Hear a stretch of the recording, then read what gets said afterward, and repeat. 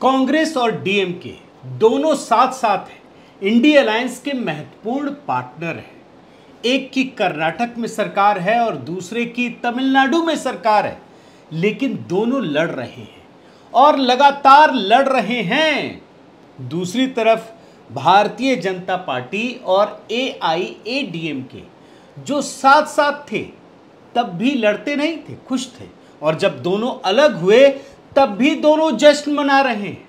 आपने देखा कि नहीं वो तस्वीरें, सब पटाखे फोड़ रहे हैं। मगर तमिलनाडु में भारतीय जनता पार्टी जश्न मनाए, कुछ अजीब नहीं लग रहा आपको? क्योंकि ये तो तमिलनाडु की बात है। कहीं ये भारतीय जनता पार्टी के चाणक्य अमित शाह की कोई रणनीति तो नहीं है।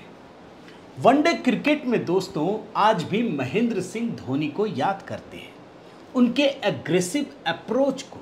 आप भूले तो नहीं, वर्ल्ड कप क्रिकेट के फाइनल में छक्का मारकर उन्होंने किस प्रकार से जिताया था। एकदम से एग्रेसिव रणनीति, उनकी एग्रेसिव रणनीति की वजह से जो विपक्षी खेमा है ना, वो पूरा का पूरा धाराशायी हो जाता है। और यही काम इस समय तमिलनाडु में दिख रहा है। आखिरी बॉल पर छक्का मारने की रणनीति के अन्नामलाई के नेतृत्व में जो सभी विपक्षी पार्टियां हैं उसमें खलबली मची हुई है। विपक्षी पार्टियों की रणनीति पूरी तरह से बिखर कर रह गई है। जानते हैं तमिलनाडु में जो ये बदलाव हो रहा है ना, कहीं ये 2024 के लिए भारतीय जनता पार्टी के लिए जैकपॉट तो नहीं बनने जा रहा है। आज मैं इसी को डिकोड करूंगा।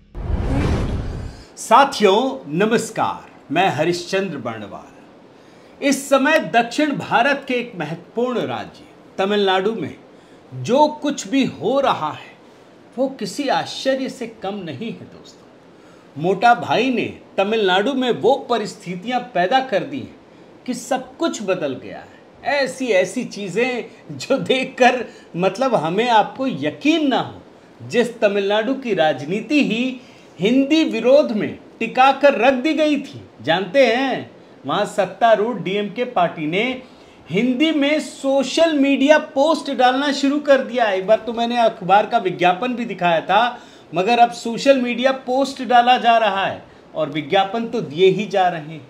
कितनी बड़ी रणनीति में बदलाव है, आप इस बात को सोचिए। और इतना ही नहीं, डीएमके प्रमुख और तमिलनाडु के मुख्यमंत्री एमके स्टालिन हिंदी में पॉडकास्ट कर रहे हैं।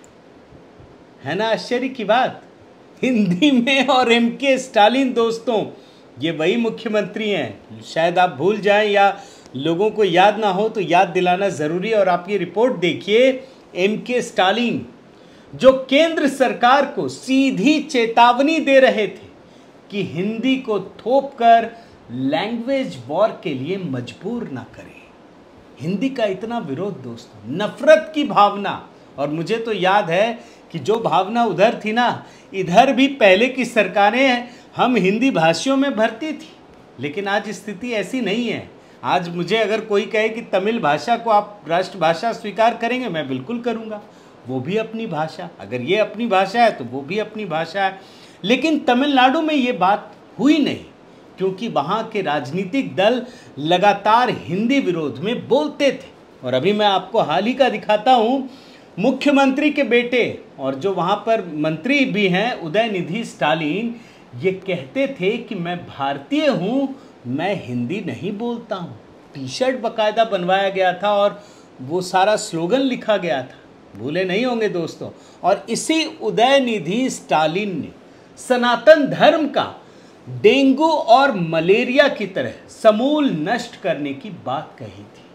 ये तो मतलब समझिए कि एक ऐसा बयान हो गया है जो जब तक जीवन रहेगा तब तक इसकी चर्चा होगी। और तमिलनाडु के लोग कभी नहीं भूलेंगे, पूरे देश के लोग नहीं दोस्तों। और सिर्फ स्टालिन ही क्यों, तमिलनाडु में द्रविड़ राजनीति करने वाली ये पार्टियां, सभी पार्टियां कमोबेश शुरू से ही राज्य में हिंदी और हिंदू धर्म के विरोध की राजनीति करती रही है, लेकिन अब मामला बदल गया।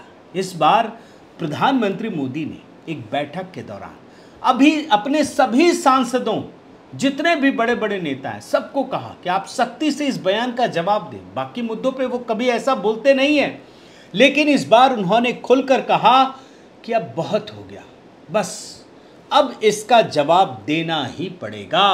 और समझ लीजिए दोस्तों कि तमिलनाडु की राजनीति बदल गई। जानते हैं क्यों? इस मामले में जो तमिलनाडु के सिंघम हैं, भारतीय जनता पार्टी के अध्यक्ष जो तमिलनाडु के हैं, के अन्नामलाई, इस द्रविड़ राजनीति पर एकदम से एग्रेसिव रुख अख्तियार कर लिया और उन्होंने सीधे सीधे और खुलकर इन द्रविड़ राजनीति करने वाली पार्टियों को हिंदी और हिंदू धर्म विरोधी कहना शुरू कर दिया। बड़ी ताकत चाहिए तमिलनाडु में ये बात कहें, संभव नहीं है, लेकिन खुलकर पूरे एग्रेसिव अप्रोच के साथ ये कहना शुरू कर दिया। और ये बात याद रखिए दोस्तों, जब मैं आपसे बात कर रहा हूँ, अगर पहले की परिस्थितियाँ होती ना तो कुछ फर्क नहीं पड़ता। जो वहाँ की पार्टियाँ हैं ना, वो बयान को मतलब एक कान से सुनना और दूसरे से निकालना, बल्कि सुनती ही नहीं, अनसुना कर देती। लेकिन अब परिस्थितियां बदल गई हैं, अब हड़कंप मच गया है और अन्नामलाई ने डीएमके को, जो वहां की सत्ताधारी पार्टी है, 2024 का चुनाव सनातन धर्म के मुद्दे पर लड़ने की सीधी चुनौती दी है। कहा है कि आपको बड़ा इस बात का गुमान है ना कि सनातन धर्म खत्म करेंगे या एंटी सनातन स्टैंड लिया है, तो आइए 2024 का चुनाव इसी मुद्दे पर लड़ लेते हैं। और ये खुलकर कहा है, बिना किसी लाग लपेट के कहा है। जाहिर है दोस्तों, खलबली मचनी थी, खलबली मच गई। द्रविड़ राजनीति करने वाली डीएमके ने तो हिंदी में बात करना शुरू कर दिया। ये तो मैंने दिखाया ना, हिंदी में सोशल मीडिया, विज्ञापन, पॉडकास्ट। जबकि एआईएडीएमके जो सहयोगी पार्टी थी, जो भाजपा के साथ गठबंधन में थी, उसने गठबंधन ही तोड़ दिया। आप सोचिए कितना बड़ा बदलाव हो रहा है दोस्तों। मतलब जो काम वास्तव में भारतीय जनता पार्टी करना चाह रही थी, वो एआईएडीएमके ने कर दिया। 25 सितंबर, याद रखिए, 25 सितंबर को एआईएडीएमके ने भारतीय जनता पार्टी के साथ गठबंधन तोड़ दिया। एक प्रस्ताव पारित करके ऐलान किया, भाजपा के लिए ये दोनों हाथ में लड्डू की तरह है। अब ये सारी जो बातें कह रहा हूं ना, कुछ लोगों को अटपटी लग सकती है, लेकिन वो जानना जरूरी है दोस्तों। जिन लोगों ने भी तस्वीरें देखी होंगी, उस दिन भारतीय जनता पार्टी जश्न मना रही थी, तमिलनाडु के कई इलाकों में पटाखे फोड़ रही थी। और तमिलनाडु में इस प्रकार की परिस्थिति की कल्पना कोई नहीं कर सकता। वैसे तमिलनाडु में भारतीय जनता पार्टी और एआईएडीएमके का गठबंधन क्यों टूटा, इस पर भारतीय जनता पार्टी ने तो कुछ नहीं कहा, कोई जवाब ही नहीं दिया, कोई रिएक्शन नहीं दिया उस तरीके से। लेकिन एआईएडीएमके के एक पूर्व मंत्री ने इसका खुलासा कर दिया। तमिलनाडु के इरोड में एआईएडीएमके के पूर्व मंत्री केसी करुअप्पन ने कहा, आप देखिए, एआईएडीएमके ने बीजेपी के साथ गठबंधन इसलिए तोड़ा क्योंकि वे मतलब बीजेपी 2026 के विधानसभा चुनाव के लिए तमिलनाडु में बीजेपी के नेता के अन्नामलाई को मुख्यमंत्री के उम्मीदवार के रूप में स्वीकार करने पर जोर दे रहे थे। है ना बड़ा आश्चर्य। आपने लाइन पढ़ा है नहीं, मैं दोबारा पढ़ देता हूं, बड़े ध्यान से सुनिए, क्योंकि ये इतना सहज नहीं है जो लिखा हुआ है। आप देखिए फिर से, एआईएडीएमके ने बीजेपी के साथ गठबंधन इसलिए तोड़ा क्योंकि वे यानी बीजेपी 2026 के विधानसभा चुनाव के लिए तमिलनाडु में बीजेपी के नेता के अन्नामलाई को मुख्यमंत्री के उम्मीदवार के रूप में स्वीकार करने पर जोर दे रहे थे। सोचिए, तमिलनाडु में बीजेपी का आदमी मुख्यमंत्री का उम्मीदवार, कल्पना से परे है दोस्तों। तमिलनाडु में हैरान करने वाली चीज है, लेकिन यही सिंघम का असली करिश्मा है। मगर यहां पर दोस्तों मोदी और शाह को दाद देनी पड़ेगी, इनकी टीम को। वो ये भी समझते हैं कि अगर किसी पर विश्वास किया तो फिर उसे मौका देने में कोई कोर कसर नहीं छोड़ते। एक गाना सुना है कि नहीं, दिल दिया है जान भी देंगे अन्ना मलाई तेरे लिए। मैंने यहाँ अन्ना मलाई मैंने खुद जोड़ दिया, दिल दिया है जान भी देंगे। अब जान भी देंगे क्यों कह रहा हूं मैं भाई, 2024 का लोकसभा चुनाव दांव पर हो और इतना बड़ा रिस्क कि आपने गठबंधन ही तोड़ दिया। मतलब आपने नहीं तोड़ा, AIADMK ने तोड़ दिया और आपने उसे रोका तक नहीं। ये है विश्वास दोस्तों। और इसीलिए मैं कह रहा हूं कि अमित शाह ने लोकसभा चुनाव से पहले बहुत बड़ा रिस्क लिया है, अन्ना मलाई को सारी छूट दे दी है। अन्ना मलाई इस समय तमिलनाडु में एक ऐतिहासिक पदयात्रा कर रहे हैं। इस पदयात्रा का नाम एन मन एन मक्कल यानी मेरी भूमि मेरे लोग। जानते हैं 6 महीने की पदयात्रा है, 6 महीने तक लंबी पदयात्रा भी, ये सफर आज भी जारी है। और इस पदयात्रा में जो भीड़ उमड़ रही है ना, देखकर बड़े बड़े लोगों की सियासी जमीन हिल गई है। इस पदयात्रा के जरिए जो रियल जिंदगी में IPS रहे हैं, सिंघम तमिलनाडु में भाजपा के अध्यक्ष के अन्नामलाई तमिलनाडु के सभी 234 विधानसभा में पदयात्रा कर रहे हो। जानते हैं कितनी लंबी पदयात्रा है? 1770 किलोमीटर से भी अधिक की पदयात्रा। और इसकी शुरुआत रामेश्वरम में केंद्रीय गृह मंत्री अमित शाह ने की थी। वैसे जानते हैं, एक बात और भी आपको बताता हूं, मैं जब पढ़ रहा था AIADMK ने जब गठबंधन को तोड़ा तो कुछ पॉलिटिकल पंडित जो 2014 से पहले भी सक्रिय थे कहने लगे कि भाजपा को नुकसान होगा। लेकिन एक सर्वे बताता है कि 64% लोगों का मानना है कि इससे राज्य में भाजपा को कोई नुकसान नहीं होगा, बल्कि AIADMK से अलग होते ही द्रविड़ राजनीति करने वाली राज्य की 2 पार्टियों के आमने सामने होने से भाजपा को फायदा होगा। आप सोचिए, दोनों तो एक ही तरह के वो में चलती है, ऊपरी कास्ट को वो करना, सनातन धर्म, हिंदी विरोधी तमाम चीज़ें, तो उनका वोट बटेगा तो दूसरी तरफ कौन आएगा। और तमिलनाडु में इस समय सनातन धर्म के प्रति, संस्कृति के प्रति लोगों की जागरूकता बढ़ रही है। लोग समझ रहे हैं राज्य में अन्नामलाई ने एकदम से एग्रेसिव अप्रोच अपना रखा है और इसीलिए दोनों पार्टियों को बैकफुट पर लाकर रख दिया है, क्योंकि सबसे युवा भाजपा के अध्यक्ष की एग्रेसिव राजनीति ने राज्य के युवाओं, मतदाताओं में जो द्रविड़ पार्टियों की राजनीति है ना, भ्रष्टाचार, परिवारवाद, उन सबको सामने खोल कर रख दिया है।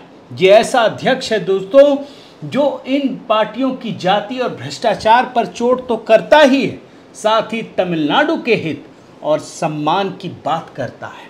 अब आप देखिए, एक तरफ अन्नामलाई की एग्रेसिव रणनीति और दूसरी तरफ प्रधानमंत्री मोदी को हमेशा याद रखिए, क्योंकि प्रधानमंत्री मोदी जिस प्रकार से तमिल संस्कृति के प्रति अपनी भावना प्रदर्शित करते हैं, तमिल संस्कृति को दुनिया के हर मंच पर स्थापित करते हैं, वो तमिलनाडु के लोग भी देख रहे हैं। तमिलनाडु के लोग बड़े प्रसन्न चित्त भाव से ये महसूस कर रहे हैं कि अगर उनकी संस्कृति को किसी ने इस समय पूरी दुनिया में सबसे बड़ा मंच दिया है तो वो कोई और नहीं बल्कि प्रधानमंत्री मोदी हैं। और जाहिर है दोस्तों, DMK और AIADMK दोनों बेचैन हैं और इसी बेचैनी ने भारतीय जनता पार्टी को तमिलनाडु में 25 सीटों के जीतने का आत्मविश्वास भी दे दिया है। बड़े ध्यान से सुन लीजिए, कई लोग जो हंसेंगे या मजाक उड़ाएंगे उनको त्रिपुरा की राजनीति देखनी चाहिए, बंगाल की राजनीति देखनी चाहिए और तब जाकर के ये महसूस करना चाहिए कि अगर भाजपा तमिलनाडु में 25 सीट जीतने का मन बना रही है तो ये अतिशयोक्ति नहीं है दोस्तों। और तमिलनाडु में के अन्नामलाई की एग्रेसिव राजनीति को हकीकत में बदलने के लिए भाजपा के चाणक्य अमित शाह ने पूरा ब्लूप्रिंट विजय का तैयार कर लिया है। और तमिलनाडु की राजनीति में दोस्तों भाजपा अध्यक्ष के अन्नामलाई से क्यों भूचाल आ गया है, उसे सिर्फ आप कावेरी विवाद पर दिए गए एक बयान से समझ सकते हैं। जिसमें के अन्नामलाई बिना लाग लपेट के कहते हैं, आप रिपोर्ट देखिए, Tamil Nadu only wants its share, मतलब तमिलनाडु को सिर्फ अपना शेयर चाहिए। और यही साफ राजनीति इन पार्टियों के लिए सिरदर्द बन गई है। तो कुल मिलाकर के दोस्तों, तमिलनाडु की राजनीति आप समझिए शुरू से हिंदी विरोध, सनातन विरोध पर टिकी रही है। लेकिन अब समय बदला है। अब लोगों ने भारतीय जनता पार्टी के अध्यक्ष अन्नामलाई की राजनीति को देखकर ये महसूस किया है कि जिस राजनीति को लेकर ये चल रहे थे, ये पार्टियां चल रही थी, उसने सिर्फ उन लोगों को भ्रष्टाचार, कुशासन, इसके अलावा कुछ नहीं दिया है। आज राज्य की राजनीति बदल रही है और इसी वजह से हिंदू और हिंदी दोनों के प्रति, ये दोनों जो द्रविड़ पार्टियां हैं ना, उसने अपना रुख बदल लिया है। तो ये आप समझ लीजिए कि जो सोशल इंजीनियरिंग का सबसे पुराना गढ़ है और सनातन संस्कृति का भी पुराना गढ़ है, वहाँ एक बहुत बड़ा बदलाव होने को तैयार है। बस 2024 का इंतज़ार कीजिए। बहुत बहुत धन्यवाद। आपसे निवेदन है साथियों कि आप मेरे इस चैनल को ज़रूर सब्सक्राइब कीजिए, लाइक कीजिए, शेयर कीजिए, कमेंट कीजिए और इस बेल आइकन को प्रेस करना मत भूलिएगा। नमस्कार।